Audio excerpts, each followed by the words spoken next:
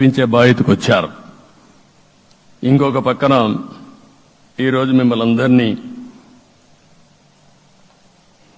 ఇప్పుడే పవన్ కళ్యాణ్ గారు చెప్పినట్టు వారి యొక్క సమయ స్ఫూర్తిని నేను ఎప్పుడూ మర్చిపోలేను.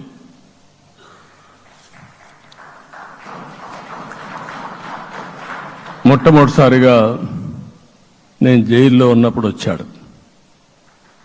వచ్చినప్పుడు నన్ను పరామర్శించాడు. బయట వచ్చి ఈ రాష్ట్రం అంత మునుపు చెప్పినా అంత మునుపు అనేక సందర్భాల్లో ప్రభుత్వ వ్యతిరేక ఓటు చీలకూడదని చెప్పారు.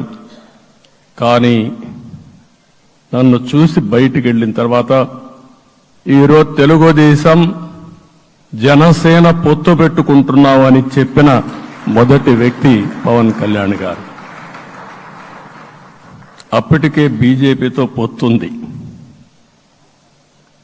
అయితే ఒక మాట చెప్పాడు, బీజేపీతో పొత్తుంది, బీజేపీ తెలుగుదేశం జనసేన 3 పార్టీలు కలిసి పోటీ చేస్తామని కూడా చెప్పి మళ్లీ ఆ ప్రయత్నం చేసి కడాన రాష్ట్ర ప్రయోజనాల దృష్ట్యా బీజేపీ తెలుగుదేశం జనసేన పొత్తు పెట్టుకున్నాం. మనస్ఫూర్తిగా ఆయన అభినందిస్తున్నా. ఆ రోజు నుంచి ఎలాంటి పొరపక్షాలు లేకుండా కలిసి పనిచేశారు. మాకు కొన్ని అనుమానాలు ఉండేటివి. ఓటు ట్రాన్స్ఫర్ అవుతుందా లేదా,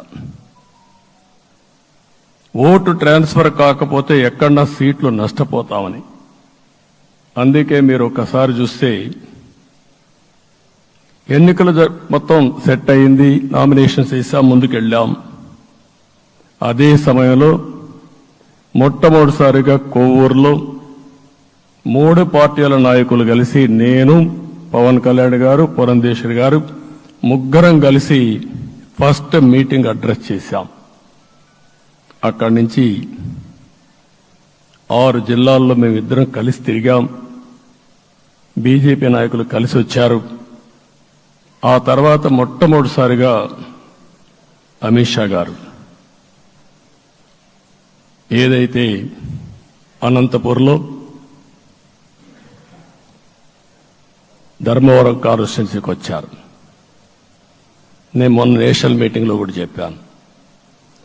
ఆయన వచ్చినప్పుడు చాలా స్పష్టంగా ఎందుకు మేము పొత్తు పెట్టుకున్నామనే విషయాలు చెప్తూ ఈ ప్రభుత్వ అవినీతిని ఎండగట్టారు, సూటిగా మాట్లాడారు.